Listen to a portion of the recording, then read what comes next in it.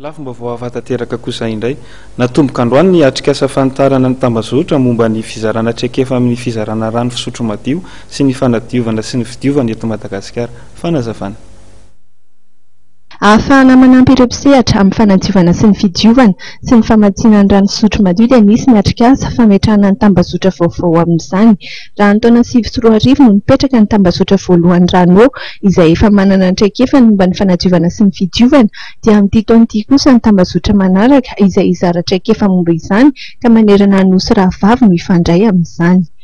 Tanjon'ity atelier androany ity zany lancement an'ilay fametrahana ilay tambazotra fiseraserana natao ahafahan'ny mpisehatra rehetra ao anatin'ny rano fidiovana, fahazahoana rano fisotro madio, fidiovana ara fanadiovana eto amin'ny ranomasimbe indianina. Dia ao anatin'izany zany Madagasikara mazava ho azy ny La Réunion, Mayotte, Comores, dia Atsoaty ny Maurice sy ny Seychelles. Atao ina ilay tambazotra ahafahan'ny mpisehatra rehetra fanakalo hevitra sy mifampizara traikefa ary indrindra mba hisiany collaboration mialatsiny amin'ilay teny baiko, collaboration na technique io na financière. Safia zany ireo mpandray anjara anatin'izay hoe fametrahana izay tambazotra izay. Ny mpandray anjara hitantsika izao dia eo amin'ny 100 mahery eo amin'ny avy any amin'ny île voisine nosy rahavavy eo amin'ny 10 eo, dia tsika malagasy zany eo amin'ny 9 eo. Inona ny tena hoe zavatra hisongadina zany ao aorianany hoe fipetrahan'izay tambazotra izay, inona ny akon'izay ho an'ny fametrahana ny rano fisotro madio sy ny fidiovana eto amin'ity?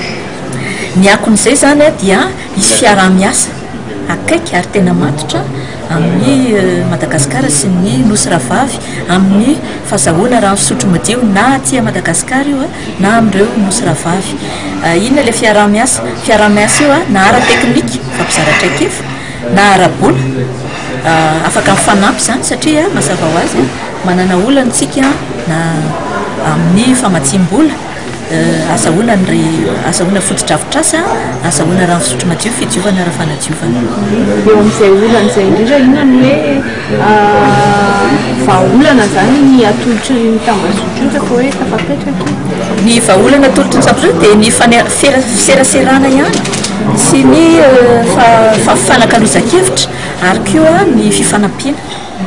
Maharitra 2 andro ny atrikasa izay ho tanterana ka hivohitra manaraka izany ireo paikady ahafahana manatsara ny traikefa izay ananan'ireo mpisehatra amin'ny fanadiovana sy ny fidiovana amin'ny famatsiana rano fisotro madio.